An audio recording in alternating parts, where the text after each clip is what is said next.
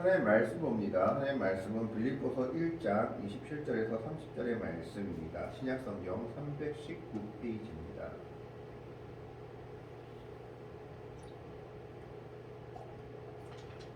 빌립보서 1장 27절에서 30절까지의 말씀을 교독합니다. 27절의 말씀을 제가 먼저 공독해 올립니다. 오직 너희는 그리스도의 복음에 합당하게 생활하라. 이는 내가 너희에게 가보나 떠나 있으나 너희가 한 마음으로 서서 한 뜻으로 복음의 신앙을 위하여 협력하는 것과 무슨 일에든지 대적하는 자들 때문에 두려워하지 아니하는 일을 보자니라. 이것이 그들에게는 멸망의 증거요 너희에게는 구원의 증거니 이는 하나님께로부터 난 것이라.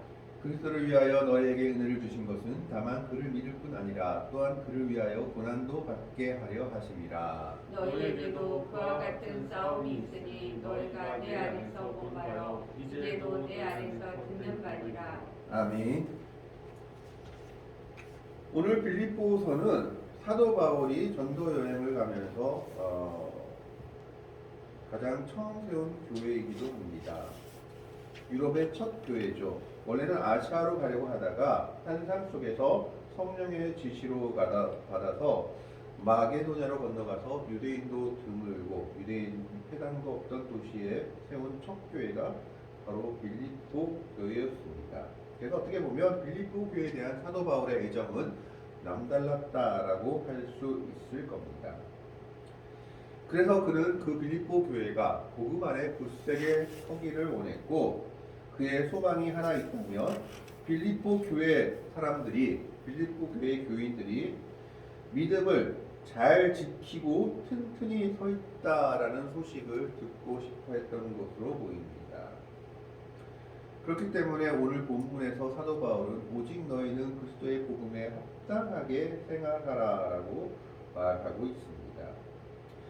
여기서 오직이라는 말 속에는 어떤 뜻이 있느냐, 무슨 일이 있어도 다른 것을 다 제외하고 제일 중요한 것이 뭐냐, 빌립보 교회 성도들, 오늘 우리 성도들에게도 말씀하고 있는 것 중에 하나, 너희의 삶 속에서 즉 너희가 가장 중요한 것이 무엇이냐, 그리스도인들의 가장 중요한 것이 무엇이냐, 복음에 합당하게 생활하는 것이다 라고 얘기하는 겁니다. 그리스도의 복음에 합당한 생활을 하는 것이다 라고 말하고 있습니다. 여기서 생활하다라고 번역된 헬라어 단어가 조금 특이하다라고 합니다. 폴리에투스테라고 하는데 이 단어는 원래 잘 쓰이지 않는 단어라서 신약 성경에선 여기서 한번 쓰이고 사도행전 23장 1절에 한번 쓰였다고 합니다. 폴리에투스테라는 것이 무슨 뜻이냐? 정확하게 말하자면 자유국가의 시민처럼 생활하라 또는 자유국가의 시민의 의무를 다하라, 국가의 일에 참여하다라는 뜻을 가지고 있다고 합니다. 그러니까 폴리에투스테라는 이 말 자체가 합당하게 생활하라 했을 때 생활하라는 이 말이 폴리에투스테라는 것인데 이것이 자유국가의 시민답게 생활하라 라는 뜻을 가지고 있다라는 것입니다. 이것은 무슨 뜻이냐 하면 이 당시 빌립보는 상당히 특이한 지역이었다고 합니다.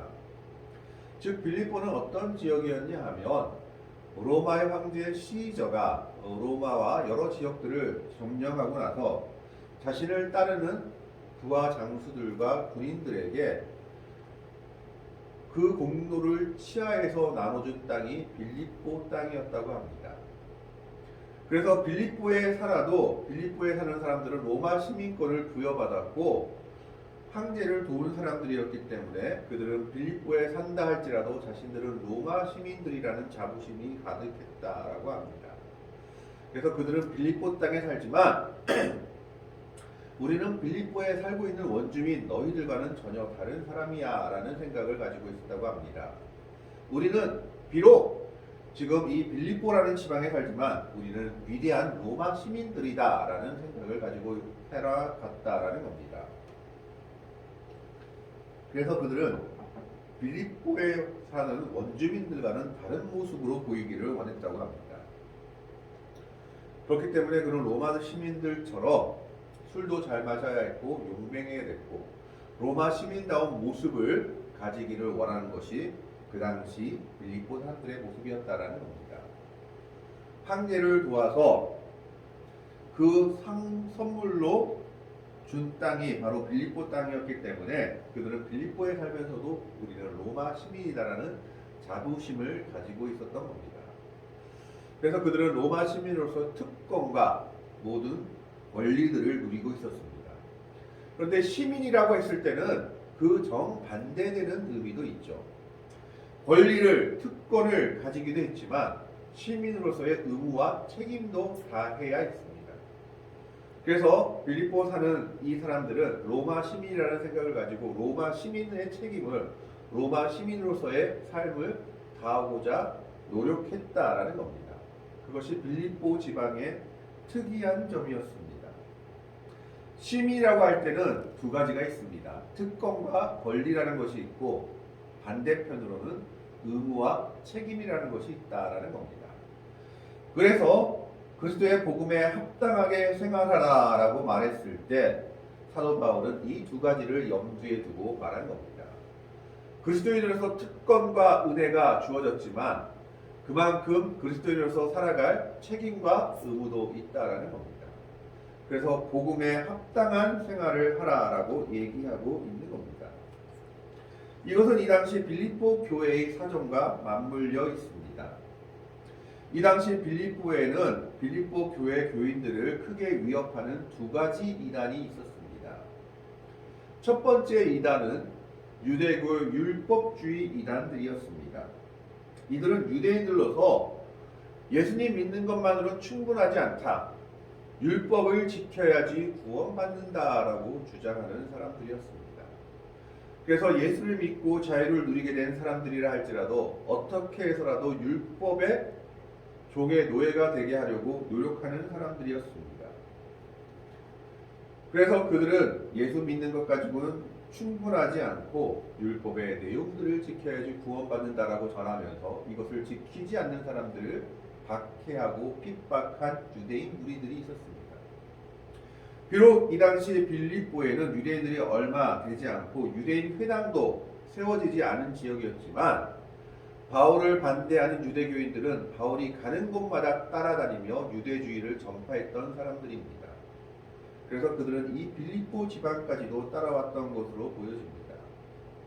이것이 첫 번째 이단이었다면 두 번째 이단은 그와 정반대되는 영지주의 이단이 있었습니다. 영지주의 이단이라고 말한다면 이것은 율법주의와는 완전 극과 극의 이단들이었습니다. 예수님을 믿고 구원을 받고 자유하게 되었으니까 우리는 어떻게 살아도 된다라고 주장하는 사람들이었습니다.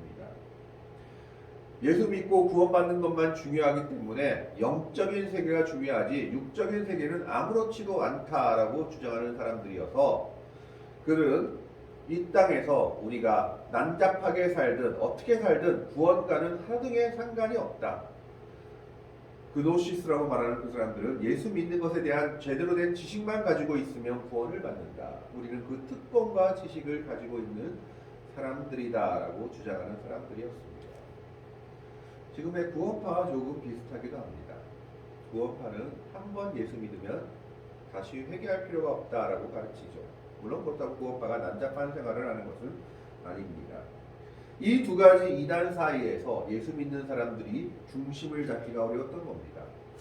율법주의적으로 살려고 하면은 이것은 율법주의의 종이 되어서 두려움에 떠는 생활을 해야 됐고, 영지주의적으로 사는 것은 예수 믿고 아무렇게나 살고 죄에 대해 무감각한 채 사는 것이었습니다. 이 두 가지 다 사도 바울이 배격하는 일들이었습니다. 그렇기 때문에 사도 바울은 빌립보 교인들, 즉 빌립보 시민들의 로마 시민이라는 자부심을 생각하면서 너희가 그리스도 예수의 병사들로서 그리스도 예수의 백성들로서 자부심을 가지고 살아가지만 그 책임과 의무를 다해야 한다라고 말하고 있는 겁니다. 그래서 오직 너희는 그리스도의 복음에 합당하게 생활하라라고 말하고 있습니다. 그러면 그리스도의 복음에 합당하게 생활하기 위해서 해야 될 일들은 무엇이 있을까요? 오늘 본문에서는 크게 두 가지를 말하고 있습니다. 첫 번째는 하나 되는 겁니다. 27절 후반절의 말씀을 보면 이는 내가 너희에게 가보나 떠나 있으나 너희가 한 마음으로 서서 한 뜻으로 복음의 신앙을 위하여 협력하는 것과 한 마음으로 서서 한 뜻으로 복음의 신앙을 위하여 협력하는 것, 이것이 바로 그리스도의 복음에 합당하게 생각하는 모습 중에 하나였다라는 겁니다. 하나 되는 모습이 성도들의 모습 속에 나타나야 한다라고 얘기하고 있는 겁니다. 이 당시 세상과 이단들의 위협과 대적 속에서 성도들은 하나 되어야 했습니다. 같은 믿음을 가지고 같은 마음을 가지고 그들에 대항해야 했던 것입니다. 하지만 빌립보 교회도 4장에 보면 나눔과 다툼이 그 안에 있었던 것을 봅니다. 유오디아와 순디게를 권하면서 한 마음이 되라고 말하는 사도 바울의 모습을 봅니다. 그래서 너희가 정말 그리스도의 복음에 합당하게 생활하기 위해서 첫 번째 할 것이 뭐냐? 하나 되라라는 것입니다. 교회에서 나눠지지 말고 같은 믿음과 같은 뜻을 가지고 하나 되라라고 얘기하고 있습니다. 한 마음으로 서서라고 얘기했을 때 쓰다라는 말은 보초가 전쟁 중에 자신의 자리를 지키고 물러나지 않는 상태를 의미한다라고 얘기하고 있습니다.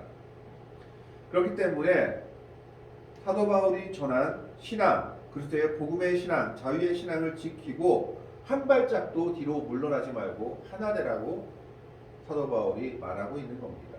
그것이 그리스도의 복음에 합당한 생활의 첫 번째 모습입니다. 그리스도인들이 고난받고 힘들지만 그러나 그 속에서도 하나 된다면 능히 이길 수 있다라고 말하고 있는 겁니다. 그것이 바로 첫 번째 그리스도의 복음에 합당한 생활의 모습입니다. 그렇다고 전체주의처럼 네 뜻도 없고 내 뜻도 없고 똑같이 생각하고 똑같이 있고 생활하라는 말이 아닙니다. 하나의 목표를 위하여 그리스도께 다가가기 위하여 하나 되라라는 것입니다. 그것을 사도 바울은 말하고 있습니다. 즉 이단들에 지지 말고 세상에 지지 말고 믿음을 지키고 그걸 지키기 위해서 하나됨의 모습을 보이라고 말하고 있는 겁니다. 그리스도의 복음에 합당한 생활 첫 번째는 하나 되는 모습입니다. 두 번째는 뭡니까? 28절의 말씀에 나와 있습니다. 세상을 두려워하지 않는 겁니다. 세상을 두려워하지 않고 굳건하게 믿음 가운데 나아가는 것이 바로 그리스도의 복음에 합당하게 생활하는 모습입니다.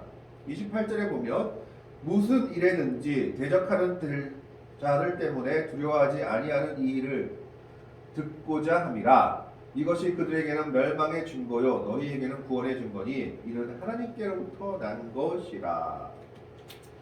사실 여기는 좀 의문이 가는 말들이 있습니다.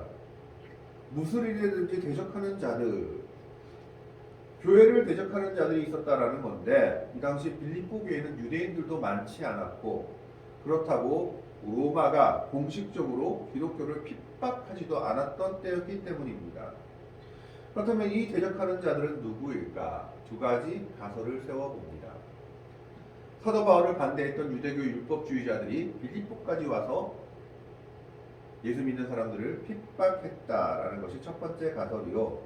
만약 그것이 아니라면 두 번째는 예수 믿는 사람들이 세상과는 너무 다른 모습을 보여주고 있기 때문에 우리가 초창기에도 제사 드리지 않는 문제 때문에 한국교회가 많은 핍박을 받은 것처럼 우상을 섬기지 않고 하나님을 섬기는 모습 때문에 이 당시 빌립보 교회 사람들이 예수 믿는 사람들을 핍박하지 않았나 하는 추측을 해볼 수 있습니다. 그 증거로 한 가지 들 수 있는 게 빌립보 교회 사람들, 즉 빌립보 시민들은 로마 시민인 것을 자랑스럽게 여기면서 로마 시민이 되기 위해서는 먼저 해야 될 것 중에 하나가 무엇이냐? 술을 잘 마셔야 됐습니다. 로마 시민들은 호탕하게 술도 잘 마시고 술에 취하지 않는 모습, 즉 술에 강한 모습을 보이는 것이 로마 시민다운 모습이라고 생각했다라는 겁니다. 그래서 술을 마시지 않는 사람들은 미개한 원주민들이다라고 생각했다고 합니다. 이런 생활 방식의 차이 때문에 교회 다니는 사람들이 핍박받은 것이 아니냐 하는 추측을 할 수도 있습니다.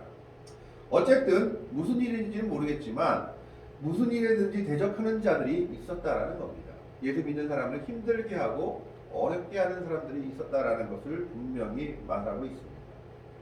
그러나 우리가 그리스도의 복음에 합당하게 생활하는 두 번째 모습은 그들 때문에 두려워하며 떨지 말아야 한다라는 겁니다.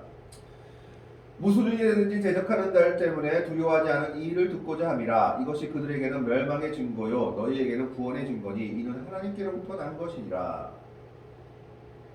이게 무슨 말이냐면 핍박하는 사람들 입장에서는 우리가 이렇게 핍박하면 좀 믿는 것도 좀 쉽게 믿고 수월하게 믿거나 믿지 않거나 해야 되는데 끝까지 믿는 것을 보고 저것들이 죽으려고 저러나 하는 생각을 한다라는 것이죠. 예를 들자면은 초창기 기독교가 전파되었을 때 한국에서도 무슨 문제가 있었습니까? 제사의 문제가 있었습니다. 그래서 제사를 드리지 않는 것 때문에 많은 사람들이 순교했습니다. 믿지 않는 사람들의 눈에는 어리석은 모습이었습니다. 저것들이 죽으려고 환장을 했구나라는 그런 모습이 바로 초창기 기독교인들의 모습이었던 겁니다. 바로 이와 같은 것을 가리키고 있는 겁니다. 그러나 믿는 자들에게는 그것이 신앙을 지키는 일이요 진정한 생명을 얻는 길이었던 겁니다. 똑같은 거지만 믿음의 관점으로 보냐 세상의 관점으로 보냐에 따라서 그것이 멸망이냐 구원이냐가 달라지는 것입니다. 그래서 우리가 무슨 일이든지 대적하는 자 때문에 두려워하지 않고 그리스도의 복음에 합당하게 생활한다면 그리스도의 복음에 합당하게 생활하는 이 모습이 대적자들에게는 죽음에 이르는 모습으로 멸망의 증거로 보일 것이요 우리에게는 구원의 증거가 될 것이다. 너희는 어느 쪽에 서겠느냐라고 얘기하고 있는 겁니다. 그러면서 이는 하나님께로부터 난 것이라고 사도 바울은 말하고 있습니다. 믿지 않는 자들의 눈으로 볼 때는 멸망에 이르는 것 같은 그런 모습들이 사실은 믿음의 눈으로 보면 생명의 길이다라고 얘기하고 있는 것입니다. 그리고 그것은 그리스도인에게 주어진 특권이다라고 얘기하고 있습니다. 29절의 말씀을 봅니다. 그리스도를 위하여 너희에게 은혜를 주신 것은 다만 그를 믿을 뿐 아니라 또한 그를 위하여 고난도 받게 하려 하심이라. 원어의 말씀을 보면 이 고난도 받게 하려 하심이라면 고난도 받는 특권, 은혜를 주려 하십니다라고 얘기하고 있는 겁니다. 예수 믿는 것 때문에 믿음 때문에 고난 받는 것은 그리스도인들에게 주어진 은혜요 특권이다라는 것을 말하고 있습니다. 그것이 진정한 생명의 길이기 때문입니다. 예수 믿는 사람들은 한 가지 알아야 합니다. 예수 믿는 것 때문에 우리가 큰 은혜를 받지만 동시에 세상으로부터 고난도 받을 수 있다라는 겁니다. 그 두 가지는 함께 온다라는 것이죠. 그리스도의 복음에 합당하게 생활하다 보면 적든지 크든지 세상으로부터 고난을 당하게 될 수밖에 없는 것이 믿음의 길이다라는 것을 오늘 사도 바울은 이야기하고 있습니다. 그러나 그 고난이라는 것은 사실 그리스도인에게 있어서는 시민이 누리는 것 같은 특권과 은혜다라고 29절에 말하고 있습니다. 그러면서 자신이 먼저 그 길을 걸어갔음을 30절에 말합니다. 너희에게도 그와 같은 싸움이 있으니 너희가 내 안에서 본 바요 이제도 내 안에서 듣는 바니라. 자기가 먼저 그러한 싸움을 계시했고 그 믿음의 길을 걸어가는 것을 빌립보 교회 성도들이 바라보았다라는 겁니다. 그러면서 이제 너희가 그 싸움 안으로 들어왔구나. 그 믿음의 투쟁 안으로 들어왔구나. 이제 능히 이기라라고 격려하고 있는 겁니다. 오늘 사도 바울은 하나님을 믿는 주의 백성들에게 그리스도의 복음에 합당하게 생활하라라고 말하고 있습니다. 이것은 빌립보 교회의 사람들이 로마 시민처럼 로마인의 특권을 가지고 권리를 가지고 살아가면서 책임과 의무를 다한 것처럼 그리스도인들에게 주어진 특권과 은혜를 기억하며 그리스도의 그리스도인으로서의 책무와 의무를 다하며 살아가라라는 겁니다. 예수 믿는 사람처럼 제대로 살아가라라고 얘기하고 있는 겁니다. 그러면 그렇게 살기 위해서는 어떻게 해야 됩니까? 첫 번째로 서로 하나 되어야 됩니다. 믿음 안에서 서로 하나 되어서 대적들의 대적에 능히 감당하며 이길 수 있는 믿음을 가져야 합니다. 한 마음으로 서서 한 뜻으로 믿음의 신앙을 위하여 협력하는 것이 그리스도의 복음에 합당하게 생활하는 것이다라는 겁니다. 서로 하나 되는 모습, 이것이 바로 세상을 향하여 우리가 그리스도인을 나타내는 모습입니다. 두 번째는 복음을 위한 고난을 두려워하지 않는 모습으로 나아가는 겁니다.